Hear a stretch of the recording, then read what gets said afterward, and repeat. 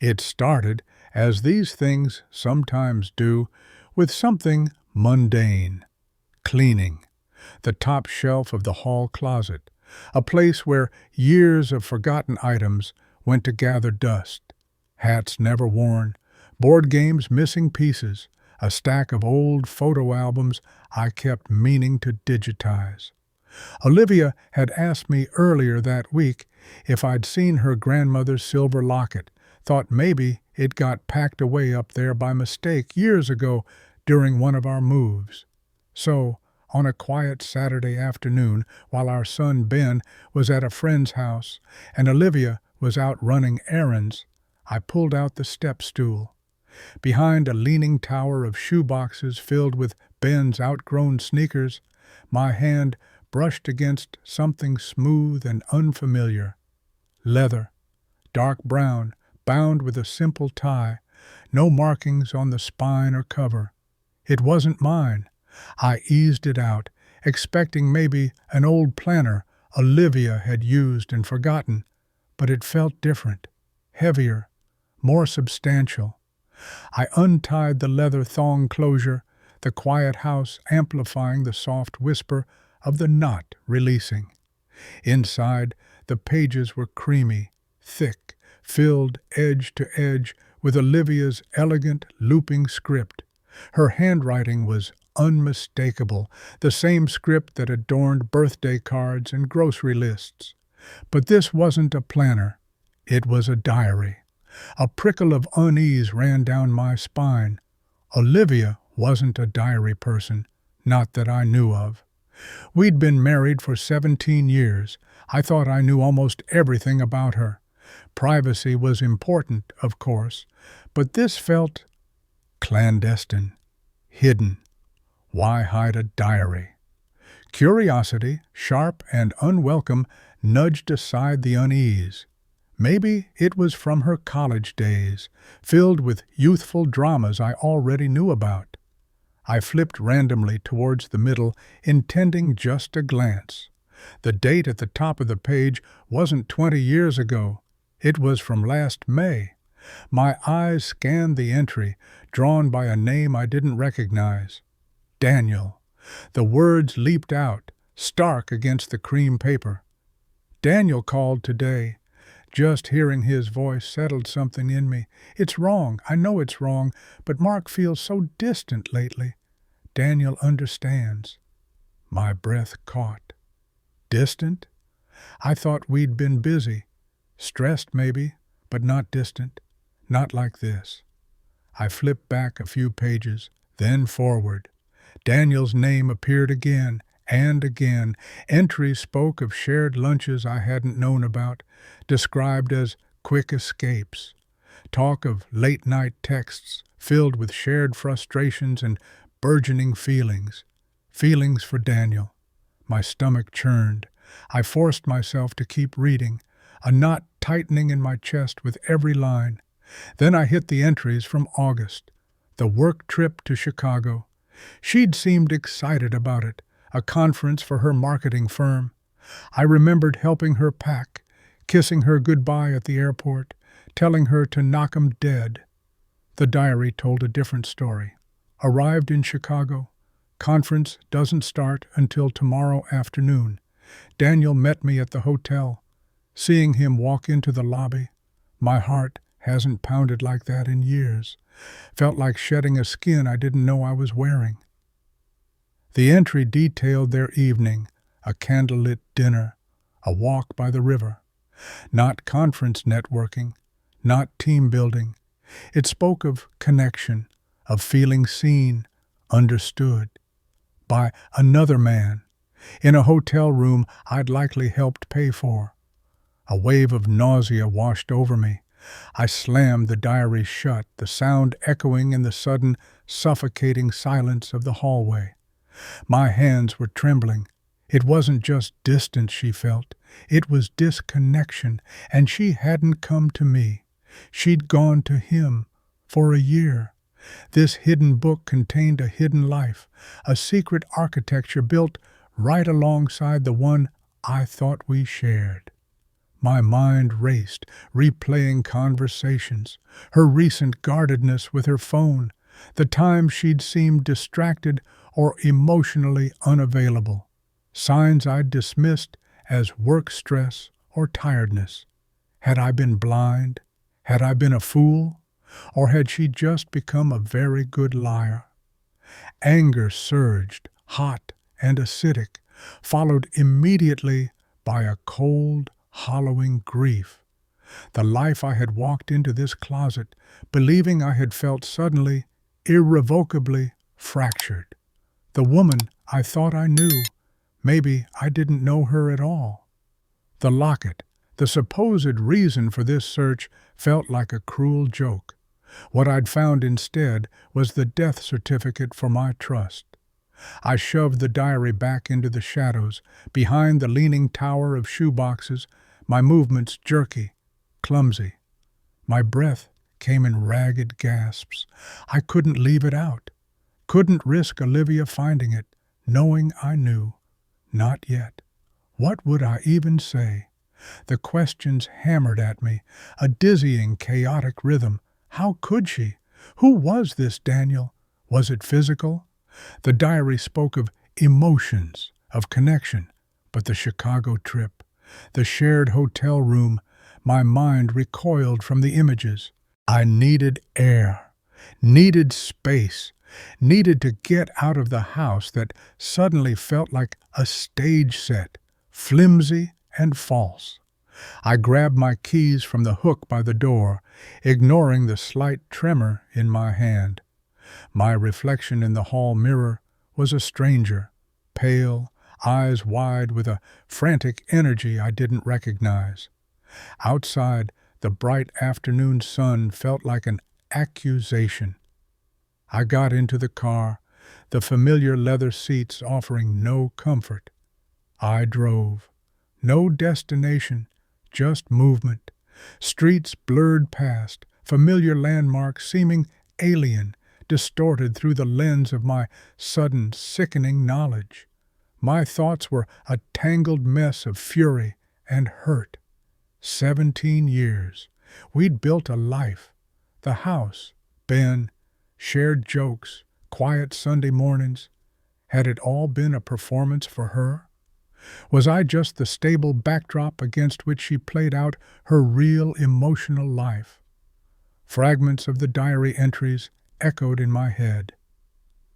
Mark feels so distant lately. Had I been? I worked long hours, yes. My job in software development was demanding. There were pressures, deadlines. Maybe I hadn't paid enough attention, hadn't listened closely enough when she spoke of needing more. A bitter wave of self-doubt washed over me. Was this somehow my fault? Did I drive her to seek comfort elsewhere?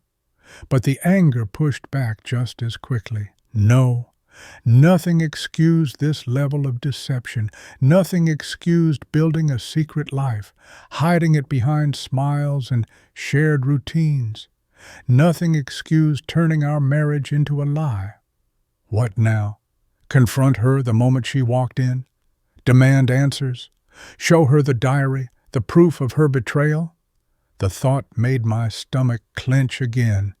The scene played out in my mind. The shock on her face, the potential denials, the inevitable, shattering fallout. What would it do to Ben? He was 14, observant, sensitive. A war between his parents would devastate him. Maybe I should wait, gather more information, look through her phone, hire someone. The idea felt sordid, reducing me to something I didn't want to be. But could I live like this, knowing what I knew, pretending everything was fine? The thought of sitting across from her at dinner, making small talk, felt impossible. Hours passed.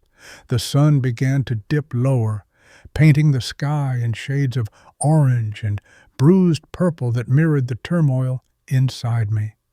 Exhaustion settled deep in my bones, not just physical, but emotional. I finally turned the car back towards home, dread coiling in my gut. There was no escaping this. She was already in the kitchen when I walked in, humming softly as she chopped vegetables for dinner. She looked up, offering a casual smile. "Hey, find the locket?" The question hung in the air. I forced my own lips into something resembling a smile. "No, not up there. Must be somewhere else." My voice sounded almost normal, a terrifying feat of control. "Oh well," she sighed, turning back to the cutting board. "Worth a look. How was your afternoon?" "Fine," I managed. "Just drove around a bit, cleared my head." Dinner was excruciating. Ben chattered about school, about the upcoming soccer tryouts. Olivia prompted him with questions, laughed at his jokes, played the part of the engaged mother perfectly. I picked at my food, offering monosyllabic answers when spoken to, acutely aware of the chasm between the peaceful domestic scene and the storm raging inside me. Olivia shot me a couple of questioning glances, maybe sensing my withdrawal, but she didn't press. Did she think I was just tired?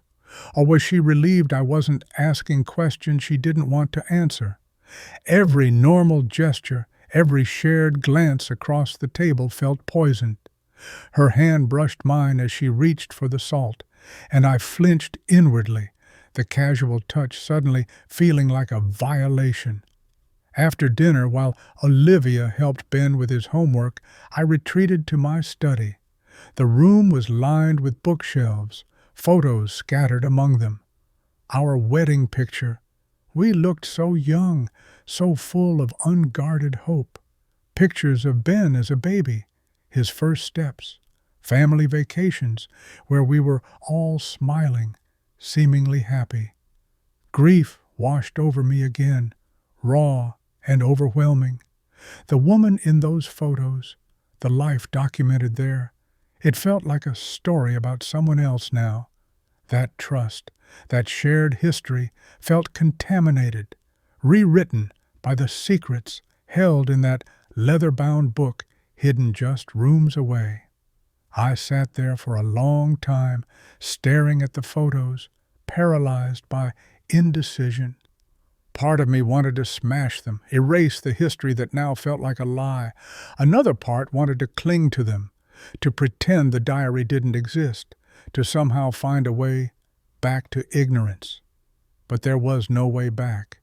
The knowledge was a physical weight, pressing down on my chest, making it hard to breathe. How could I sleep beside her tonight? How could I kiss her good morning tomorrow? How could I live under the same roof, sharing meals, raising our son, knowing that she had built a secret world where I didn't belong, a world she shared with someone else? The thought of continuing the charade day after day was suffocating. The paralysis finally broke, replaced by a cold, hard clarity. Anger surged back, not hot this time, but focused. I couldn't live like this. I wouldn't. I needed the truth, not just the written words in a hidden diary, but the spoken words from her lips. I needed to see her face when she admitted it, or lied about it. I needed the confrontation, the raw, ugly honesty of it, no matter how much it hurt. The pretending had to stop. Now. I stood up, my legs stiff but steady. My heart pounded, a heavy drumbeat against my ribs. I walked out of the study, through the quiet living room, towards the hallway, towards the closet, towards her. Each step felt deliberate, final. I reached the closet door, my hand hovering over the knob. Time to bring the secrets into the light. There was no turning back now. My fingers closed around the cool metal of the doorknob. I turned it slowly, the latch clicking softly in the quiet house. The closet door swung inward, revealing the shadowed space within. Reaching past the coats hanging limply, my hand located the stack of shoeboxes. They felt flimsy, unstable, like the foundations of my marriage. I carefully nudged them aside, my heart hammering against my ribs. There it was. The dark brown leather felt simultaneously foreign and intimately dangerous in my grasp. It was heavier than I remembered, weighted with deceit. Clutching the diary, I stepped back, pulling the closet door shut with a quiet click. The book felt cold against my palm. Evidence, proof. But more than that, it felt like a physical manifestation of the chasm that had opened between us. Holding it was like holding the wreckage itself. Where was she? I listened intently. The low murmur of the television came from the living room. Ben must have finished his homework and gone up to his room. Olivia would be in there, probably relaxing on the sofa, unaware that the careful structure of her secret life was about to be dismantled. I walked towards the living room, each footstep seeming unnaturally loud on the hardwood floor. The hallway felt longer than usual, stretched by the tension coiling inside me. What words would I use? I found this. Explain this. Who is Daniel? The rehearsed lines felt inadequate, clumsy tools for the demolition ahead. The light from the living room spilled into the hall. I paused at the doorway, the diary held partially behind my back, though concealment seemed pointless now. She was on the couch, legs tucked beneath her, scrolling through something on her phone. A generic sitcom played on the screen, filling the room with canned laughter that sounded hollow and absurd. She looked up as I entered, a flicker of surprise in her eyes at seeing me standing there so stiffly. "Hey," she said, her tone casual, maybe a little questioning. "Everything okay?" I didn't answer immediately. I just looked at her, my wife of 17 years, the familiar curve of her cheek, the way she tucked a stray strand of hair behind her ear, gestures I knew as well as my own reflection. How could the face I knew so well hide so much? I brought the diary out from behind my back, holding it up slightly, not as an accusation, not yet, but as a statement, a question that needed no words. Her eyes fixed on the leather-bound book. Recognition dawned instantly, followed by a wave of something else. Confusion, maybe? No, it was sharper than that. Fear. Her hand froze over her phone screen, the color drained from her face, leaving her looking pale and suddenly very vulnerable under the warm lamplight. The casual ease vanished, replaced by a brittle stillness. "Mark," she breathed, her voice barely a whisper. Her eyes darted from the diary to my face and back again, searching, calculating. "Chicago," I said, the single word falling like a stone into the silence between us. "August, the conference." Her breath hitched. She didn't deny it. Couldn't. The proof was right there, in my hand, in her own handwriting. Her carefully constructed world fractured in that instant, the pieces seeming to hang suspended in the air around her. She looked trapped, cornered by her own words, her eyes, wide and glistening now, locked onto mine. The fear was still there, but beneath it something else flickered. Shame, perhaps? Regret? Or just the terror of being caught? She opened her mouth, then closed it again, seemingly unable to form words. The silence stretched, thick with unspoken betrayal, and the ruins of 17 years. Seeing her like this, stripped bare of her pretense, didn't bring the satisfaction I might have expected, just a profound, aching emptiness. Olivia started, her voice thin, reedy. She swallowed, licking her lips. "Mark, I can explain." Explain. How do you explain a year of lies? How do you explain clandestine meetings, shared secrets, a hidden life documented page by page? The word felt absurdly inadequate, like trying to explain away an earthquake. Can you? I asked, my voice flat, devoid of the heat I felt simmering beneath the surface. Can you explain Daniel? Can you explain why you felt the need to hide this? I held the diary up again, just slightly. Why you built this separate life while pretending everything was normal with me, with Ben. Her gaze dropped to the diary, then flickered back to me, tears welling up, spilling over onto her pale cheeks. It didn't start like that. It was just talking. He listened. Things have been hard. Things have been hard, I repeated, the words tasting like ash. So you found someone else to talk to instead of your husband? The coldness was creeping in now, numbing the initial shock, replacing it with a weary, biting anger. 17 years, Olivia. Didn't that mean anything? Didn't we mean anything? Of course we did. We do, she insisted, leaning forward slightly, her hands twisting in her lap. Mark, please. It got complicated. I didn't know how to stop it, how to tell you. You knew how to book a flight to Chicago, I countered, the image of her meeting Daniel in that hotel lobby searing itself into my mind.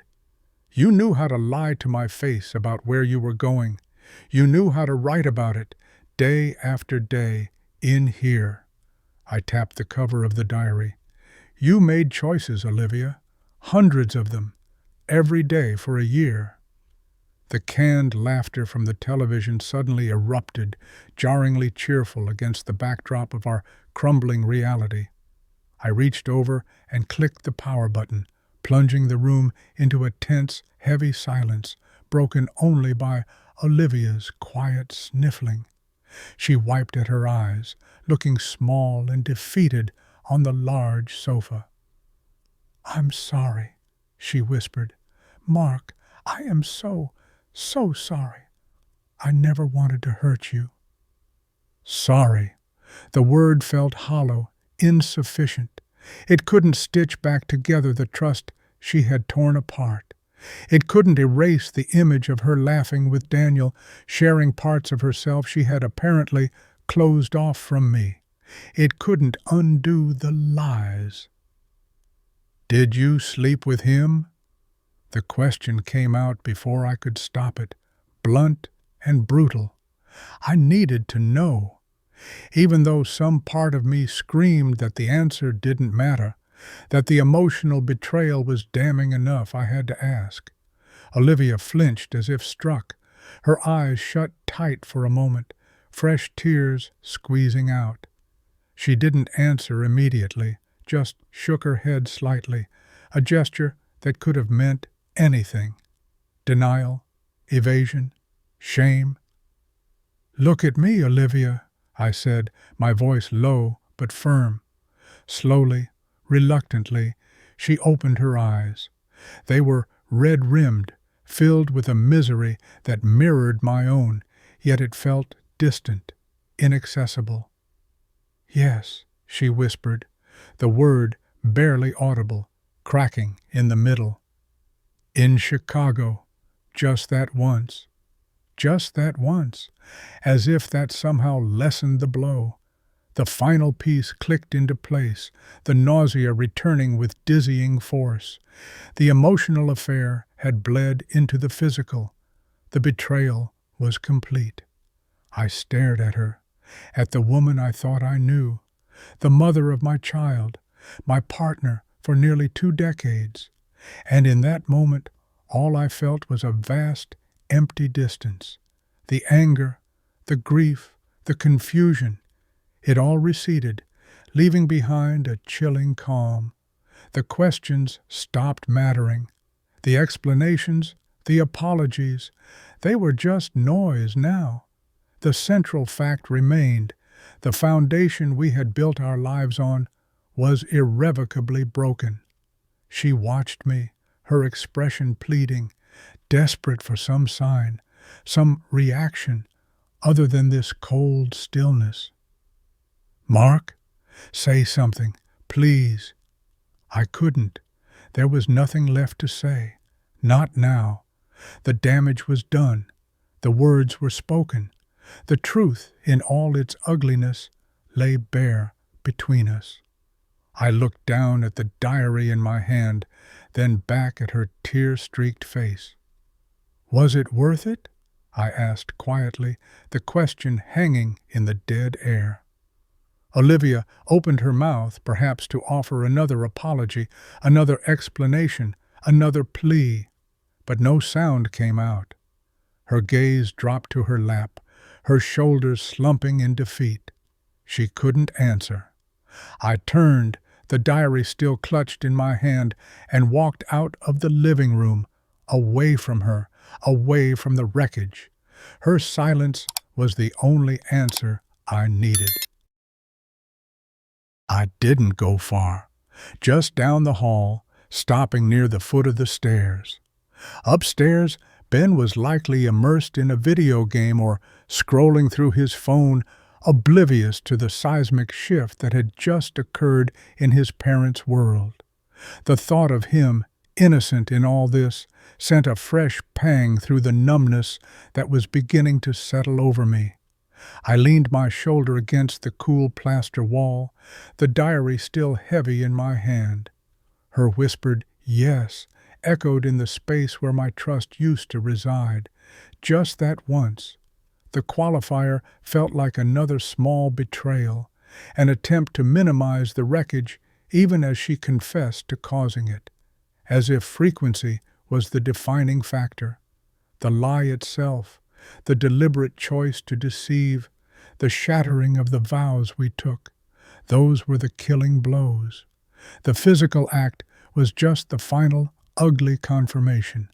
Her apology, "I never wanted to hurt you," felt meaningless now.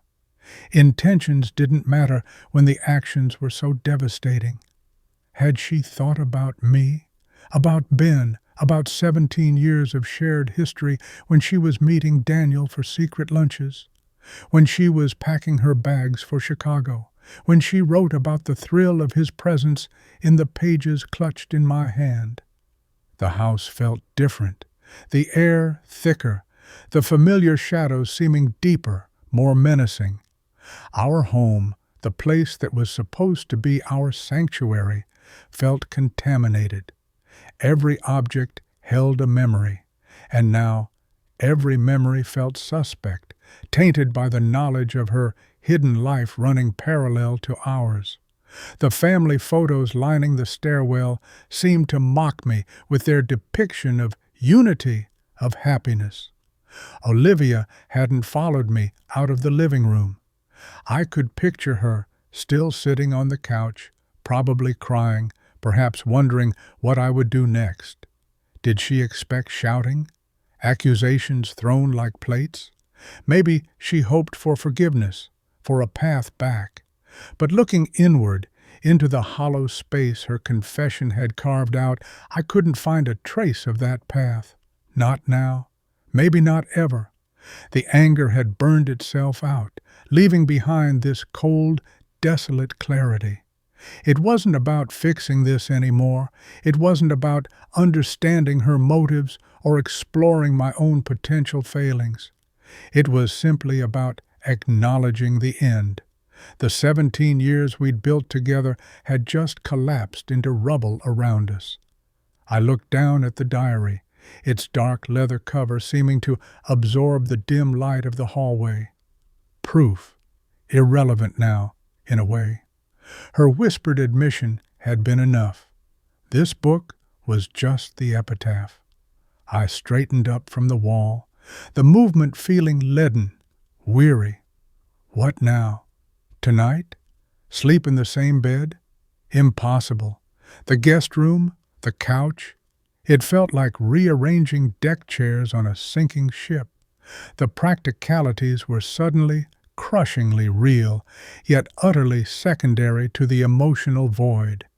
I needed distance, not just from her, but from this house, these memories, this life that no longer felt like mine. The silence from the living room was profound. It wasn't a peaceful silence. It was the silence of something broken beyond repair.